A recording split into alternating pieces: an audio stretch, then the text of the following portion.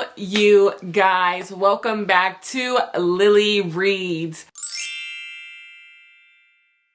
We are at the end of the year. That means it is time for my end of the year list.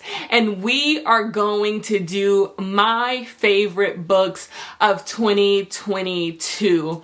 I read a lot of books this year. I read more books than I've ever read this year because I started this channel and I started doing reading vlogs and all of that stuff. But this has been one of the worst reading years of my life. I take the good with the bad. Like, yes, in quality, my reading year was bad, but I learned a lot about myself. I learned a lot about my taste. I learned about the books that I shouldn't buy and the books that I should buy. But it wasn't hard for me to come up with this list because I read so many bad books. I know the books that I really, really enjoyed this year, and I know the books that I did not. So it was pretty easy to come up with like 15 books that I like, then narrow it down. But let's get on into it. Y'all know I'm long-winded. Y'all know I can sit up here and talk all day long. But let's get on into it. I'm going to start by giving you some honorable mentions. These books aren't in any of my videos that I'm making, my most disappointing, most surprising, or worst, but I want to give attention to them because I raved about them this year and they didn't make my top 10 best books of the year. So these are the honorable mentions when it comes to my favorite books of the year. First, we have a graphic novel, which is Wash Day Diaries. I went back and forth. I wanted to put this in my most surprising books of the year, but it didn't have room there. Then I wanted to put it in my best and it just didn't crack the top 10. I love this. I am not a graphic novel girl. I do not reach for graphic novels, but I do try to read one or two a year, and I got my hands on Wash Day Diaries and it's just so pretty. It's just absolutely so pretty. Looking at the pictures, like getting the stories, like it was just such a good black girl time. A good black girl time. It was just so good. It was so black and so black girl and so femme, and I loved it, and I really, really loved it. So this is an honorable mention. I wish it could have cracked the top 10, but I adored it. It was a great time. The next book that is an honorable mention is Comfort Me with Apples. This was a short one. I read this for like the Halloween, Summerween-a-thon. I read this book. This book is about a woman who she wakes up and she's living in this like nice little suburban town. Everything is perfect, but she finds bones in her home that lead her to believe everything is not what it seems, and you follow her on that journey. This book was spooky. This book was scary. This book packed the punch. Like the ending really, like, I don't know, like something about this book really made me crawl out of my skin. Like when you're reading a horror novel, you want to feel like, oh, this is everything. Like this is kind of weird. This is kind of creepy. That's my favorite type of horror. I like weird. I like creepy. I like that type of horror. And that's what this gave me. I loved it. 5 out of 5 stars. The next honorable mention goes to Miss Tiffany D. Jackson herself, The Weight of Blood. So this is a Carrie retelling, and I have found people's love for this book depends on how much they love Carrie, either the Stephen King novel or the movie. I don't give a fuck about Carrie. I don't give a fuck about the book or the movie. I've never read the book and I've seen the movie. And like, I like the movie like well enough, but like, it's not enough for me to like really care if someone like uses that as source material for their novel. And like, if it's close, I don't care that much. I really just simply do not care that much. I love the hell out of this book. This is a Carrie retelling where this biracial girl, she goes to this white school, and this school is pretty much like segregated. Like inside the school is segregated. The white kids stay with the white kids, the black kids stay with the black kids, and she has kind of passed for white her entire time being at this school. Everyone thinks she is a white girl, but then it starts to rain one day and her hair gets wet and everyone realizes, girl, you black. Like, what are these kinks and coils in your head? And so people start to bully her for being black because they're like, this is weird. You pretended to be white this entire time. So she starts to get bullied. Well, that bullying leads to someone in the school telling someone else, hey, you should take this girl to prom. So the most popular black guy in school, who was destined to go to the University of Alabama to play football, he takes her to prom, and things happen in the town. There's a whole bunch of racial issues going on. All in all, I thought this book was brilliant. Like, I really, really did. I enjoyed the entire ride. This also could have went in my most surprising books of the year, but I liked it a little bit too much to go in surprising.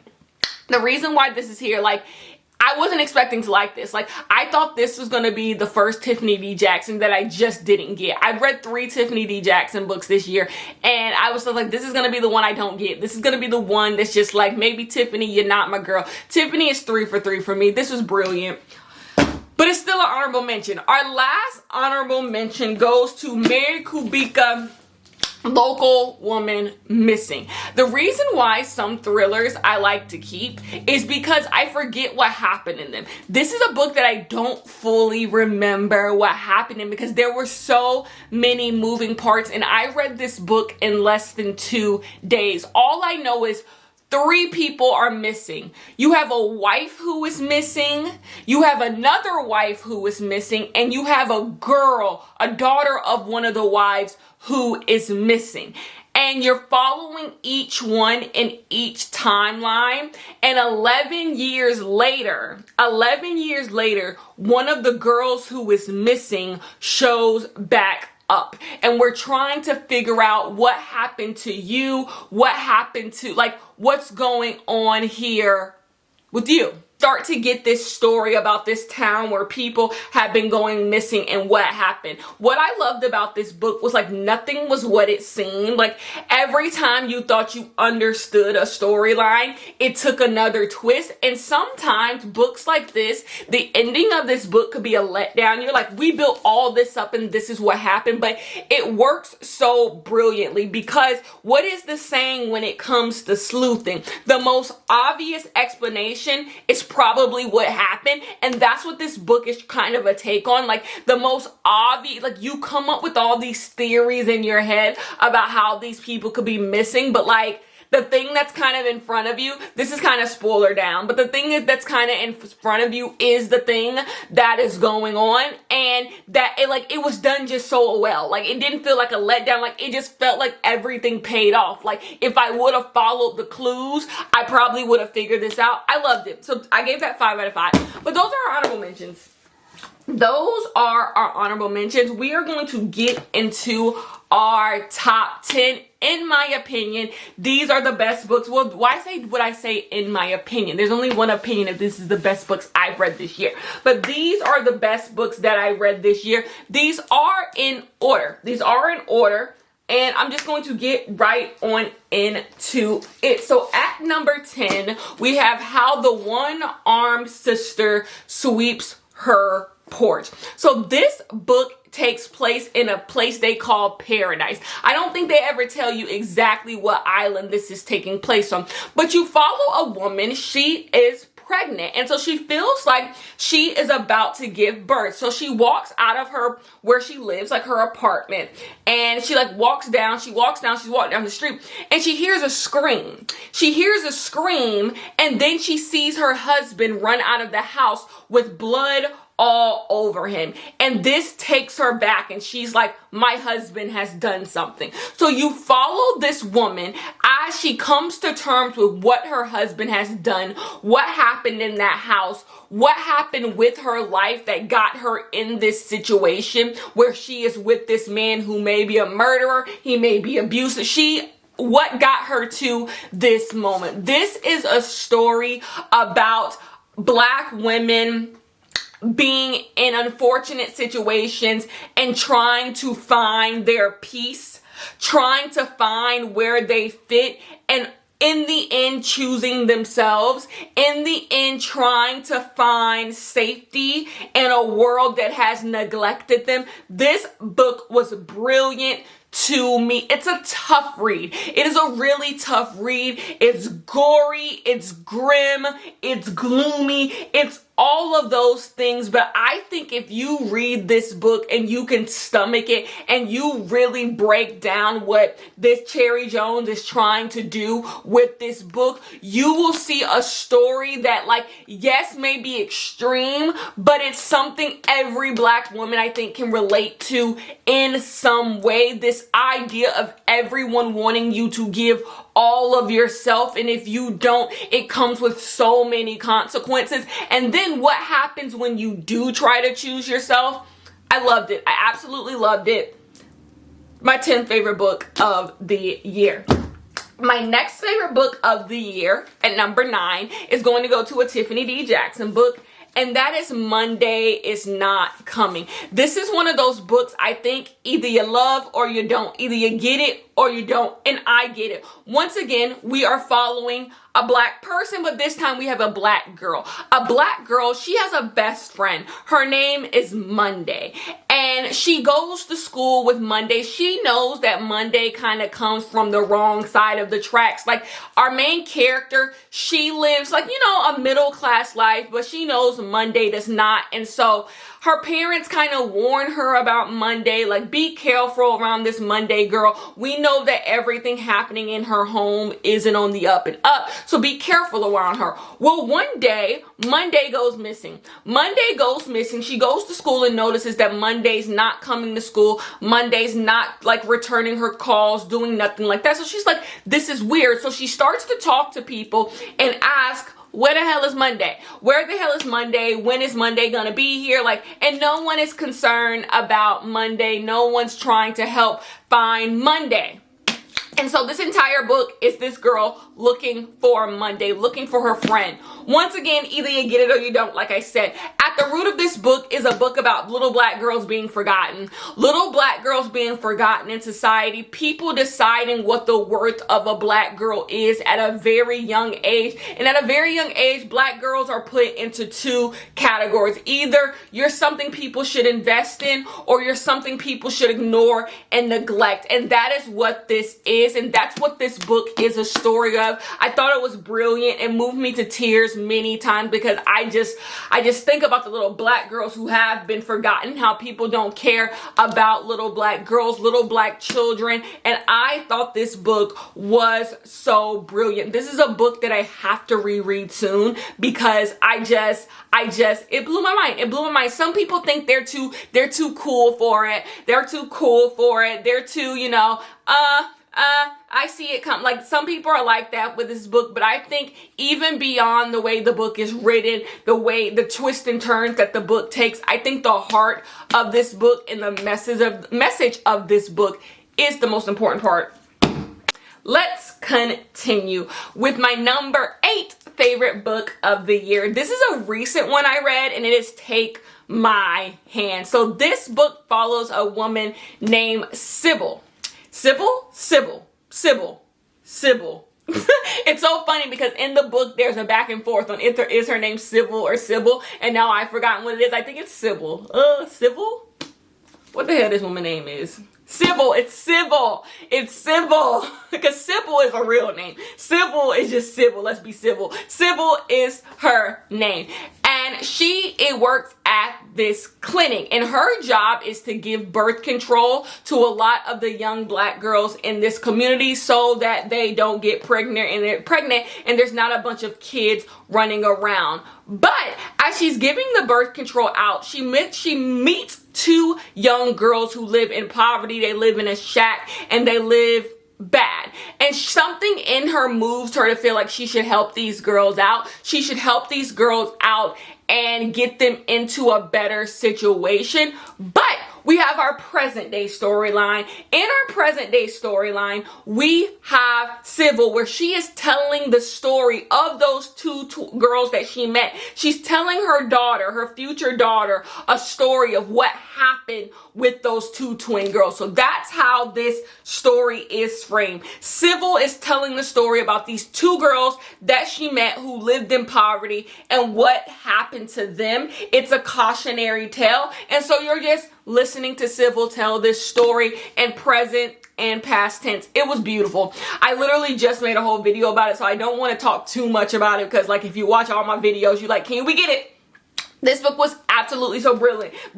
Can't you tell I love a book with a message? I love a book with a message. That's why it's so interesting, because I watch a lot of Black booktubers and Black people who talk about books, and there's like a clear divide between like me and some others. There are some Black people who read, who I'm not judging, to each his own, reading should be fun, who like don't want social commentary. Like social commentary when it comes to Black art, they do not want it. They think it's like trauma porn. They think it's just like, ew, why can't Black people have fun stories? Like, they are completely against it. Then you have someone like me who like eats it up. I eat it up. Like, give me a good story. Give me a good story about Black people victory, Black people losing, Black people. Like, I love it. I love it so much, as long as it's intentional and thoughtful, because there's other books that don't make it in my top 10 that do try to do those things, and I don't think they're intentional. I don't think they're thoughtful. I don't think the care was put into them. But when it's done right, like Take My Hand, it blows me away. It absolutely blows me away. So like, I like them. I get it. Some people read a synopsis like this and they're like, Black girls being sterilized, count me out. This world is too much gloom and doom for me to read it. Me, I want to take in all the stories. I feel like through fiction, you can learn things about people. You can learn things about what people have been through, even though you won't be able to meet everyone. And I just found out what happened in 1973 Alabama. Like this, like, it's a story, you know? I love a good story. So this is my number 8 favorite book of the year. Number 8 favorite book of the year. My number 7 favorite book of the year is not Gloom and Doom. I think this next book is fun. It's upbeat. Yes, it still has a message, but it was just a good time. With the Fire on High. This is another book that almost went into my most surprising books of the year, but I just adored it so much, it had to make my favorite books of the year. So, you have a girl. Do you think I remember her name in today? Absolutely not. But you have a girl, and she wants to be a cook. She wants to be a cook. She wants to cook. She's always cooking these, like, Hispanic cuisines with her mother and her grandmother and all of this stuff. So she wants to be a cook, but there's one thing kind of standing in her way. She had a daughter at 16. She got pregnant at 16, and her grandmother has been helping her raise the child, but everyone around her has kind of like always told her, girl, you ain't really gonna be much another. They're Afro-Latina, by the way. You're not really gonna be nothing, girl, because you got a baby on the way. And she's kind of always like internalized that. Like, she keeps her spirits high. Her grandmother helps her out a lot, but like, she's always felt like there was a wall in front of her because she had a child. Well, she goes to this school. And there is like a food class, a food thing going on, and it strikes her interest in school. It allows for her to express herself, and now she's able to do, still go to school and also work on the cooking. In this, you have a boy who is in her cooking class, and they all embark on this journey to try to get to, please be Italy. Is it Italy or Spain? I don't remember. But that's where they want to go. So they all come together and try to raise money for this entire Black class to go overseas to Italy or Spain or someplace to learn about food and all that stuff. It was so much fun. It was so much fun. It was so much Black kids having joy in their life. I love the romance aspect of it. These two little Black kids. I loved it all. And I love learning about Afro-Latina culture in New York City. I love the way they talked in this book. I loved everything about it. I love the mix of characters.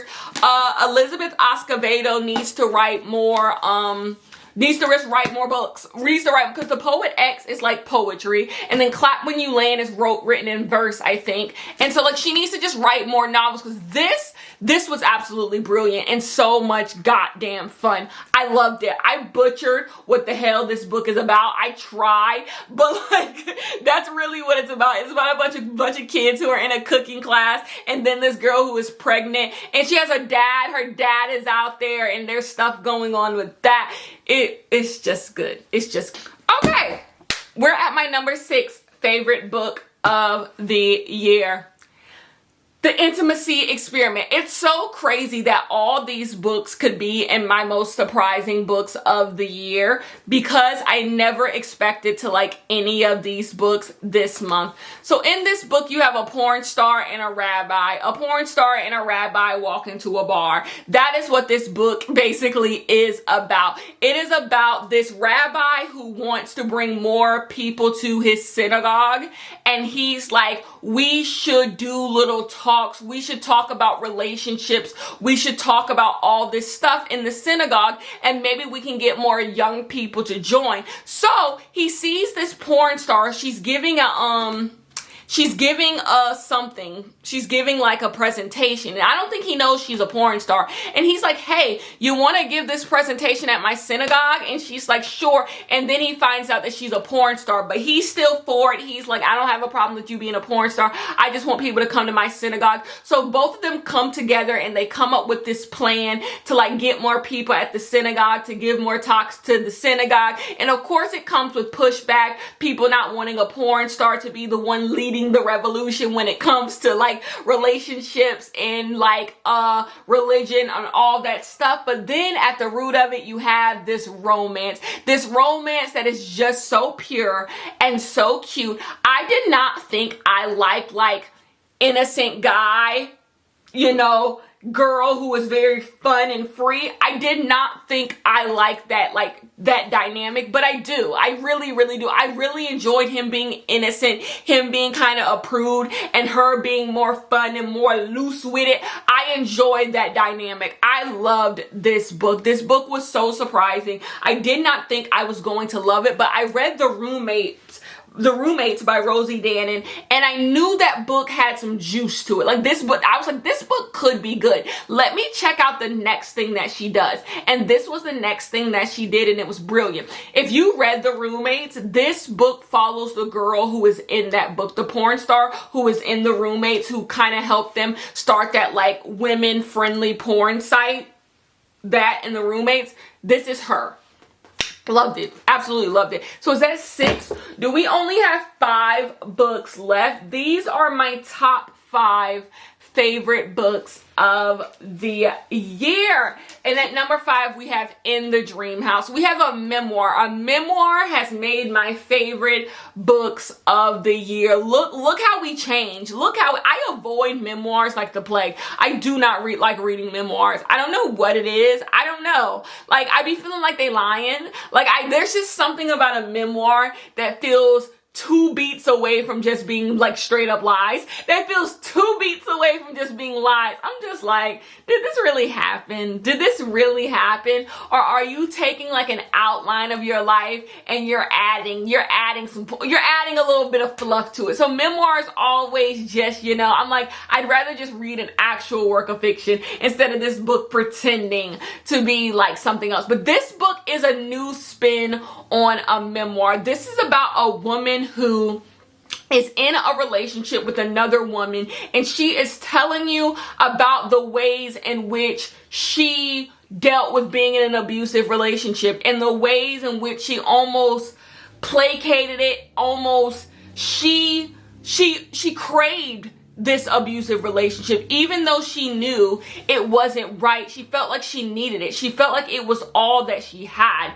And what really hit home for this, we always talk about abuse and how anyone could be in an abusive situation. You're never too smart, you're never too cute, you're never too fun, you're never too witty to be in an abusive relationship. Like it just could happen. And what hits home with this book is just how slowly you see the relationship unraveling to the point where you're just like, this is crazy. Like you just see this partner like slowly and even quickly become abusive. And the things in which are Carmen ignored are the things that slowly lead to her continuously being in this relationship. And what it is, a lot of times when you read a book about someone being in an abusive relationship, you're like, oh, you should leave. You should have left then. You should have left then. But what this book really did well was put you in the mind of someone who is in an abusive relationship. At no point did I feel like our main character made wrong decisions, because you see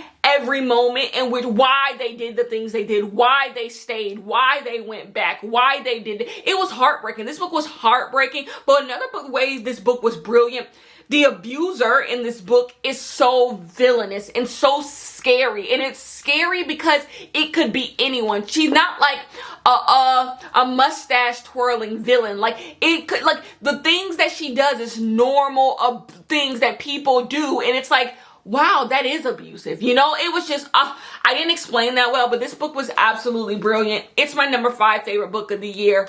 You should get your hands on it. And we continue with my number 4 favorite book of the year, The Dating Playbook. So this book is the second book in the Boyfriend Project, like, series. I read the Boyfriend Project this year as well. Thought it was good, but then we have The Dating Playbook. The Dating Playbook is the magnum opus of this series. So you have the girl in there's 3 girls. They were all dating the same man, and they all realized they was dating the same man, and they confronted this man, and they all got famous they all went viral because everyone was recording as they were all dumping this man at this restaurant. So those 3 girls all became besties, and every book is following one of those 3 girls. And in this book, you kind of have the fuck up of the group. You have the girl who's like, her life ain't really on the up and up. She ain't really got much going for herself. But she wants to start this like fitness program. She wants to start this fitness program. She wants to be a fitness instructor.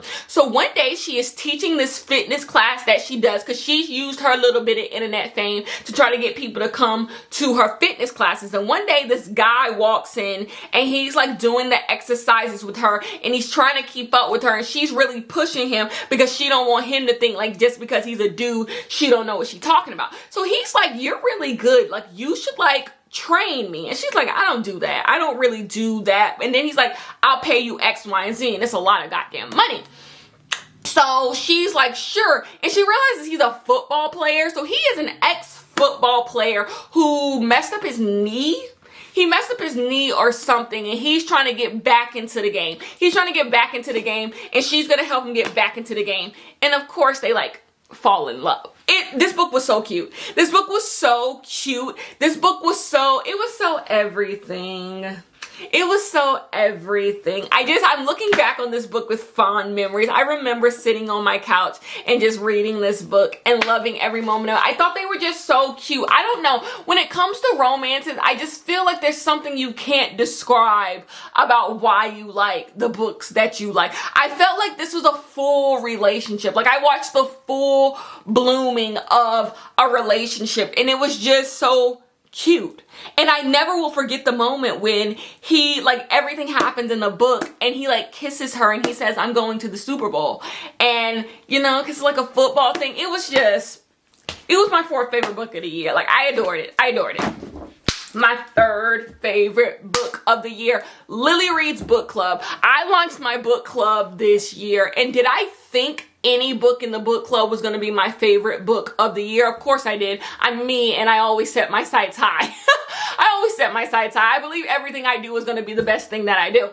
And so we started off with this book, and it was a winner. Confessions of an Alleged Good Girl. I loved everything about this book. Do you hear me? I loved everything about this book. So we have a girl. She grew up in the church. She's a church girl.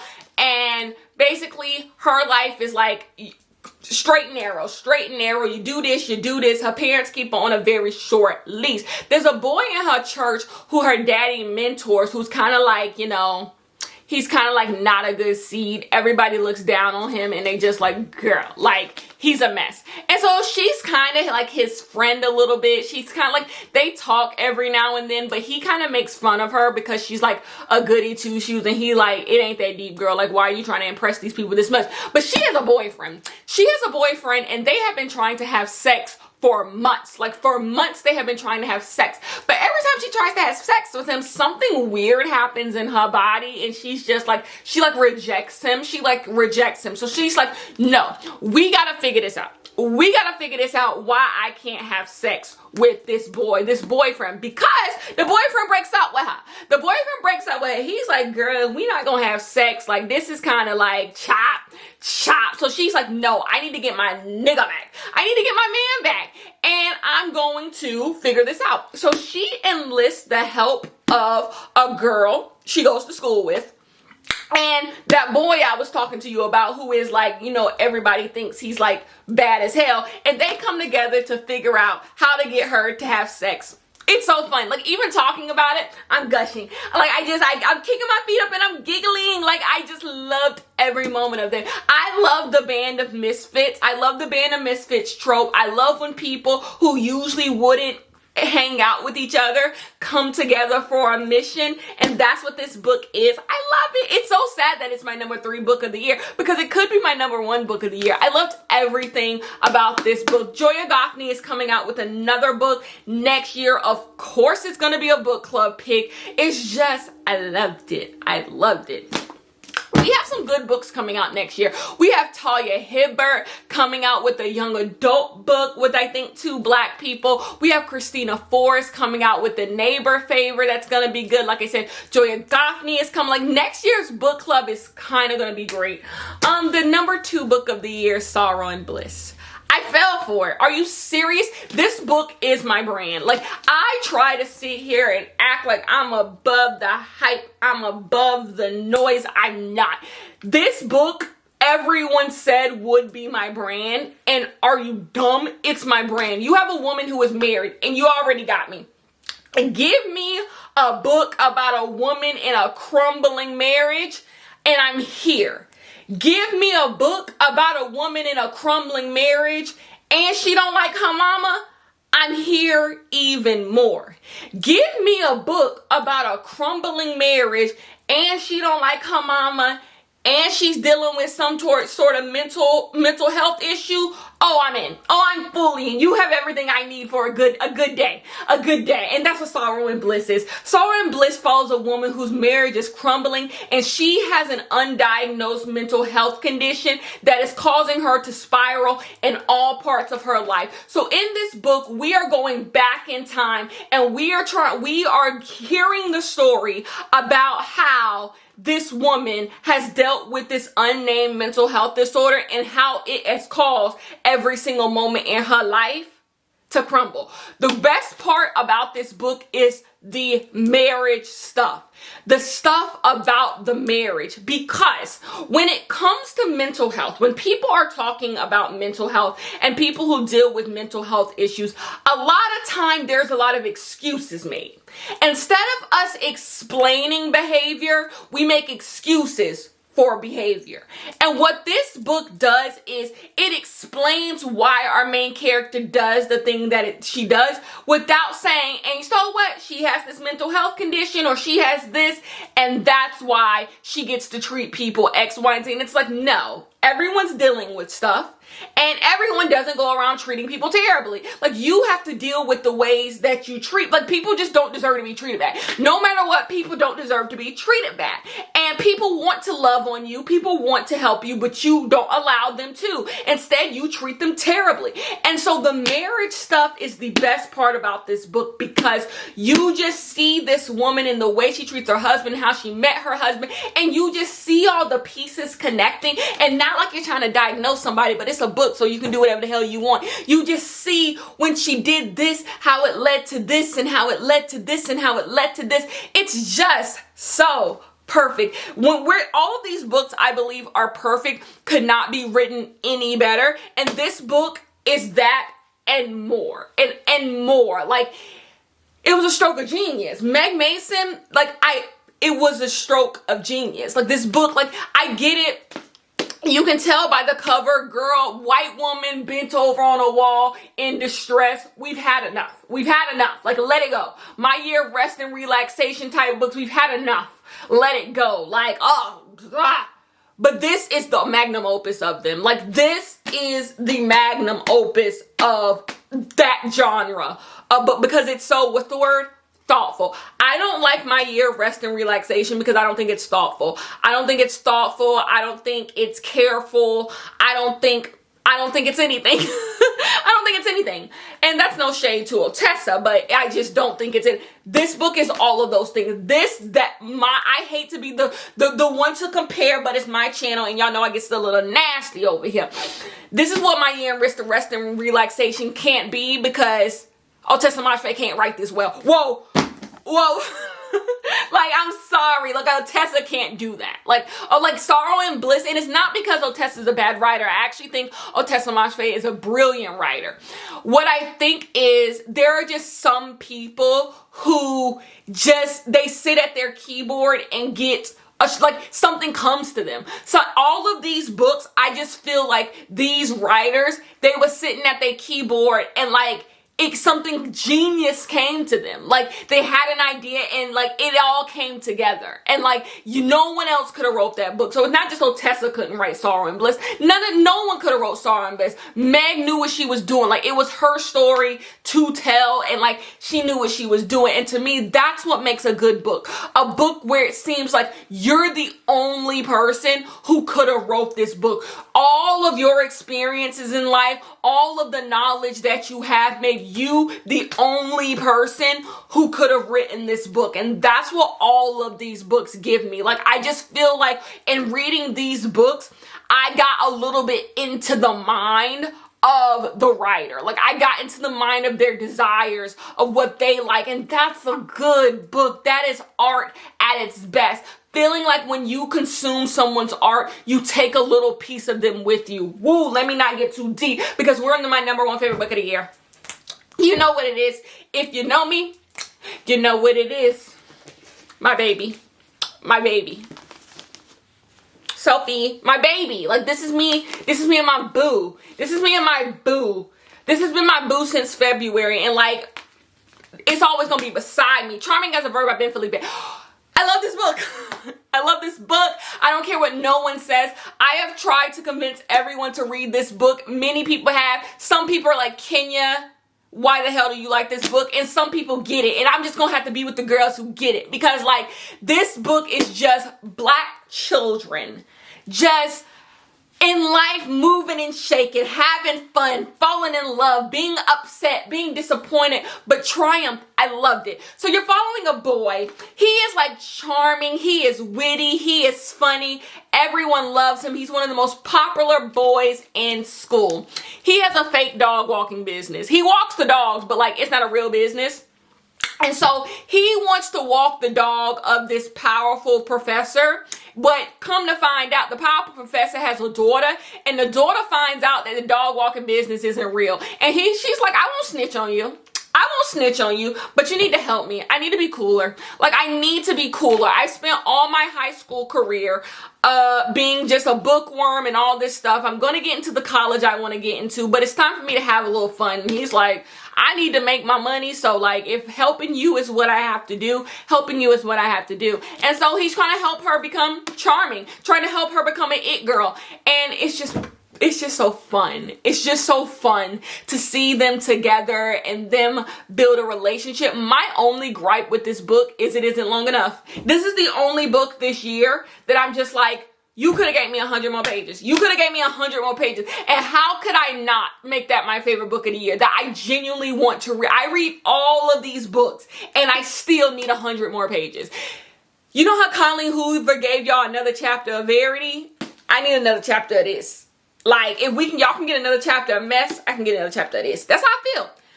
Charming as a Verb is my favorite book of the year. But that's it. That is it.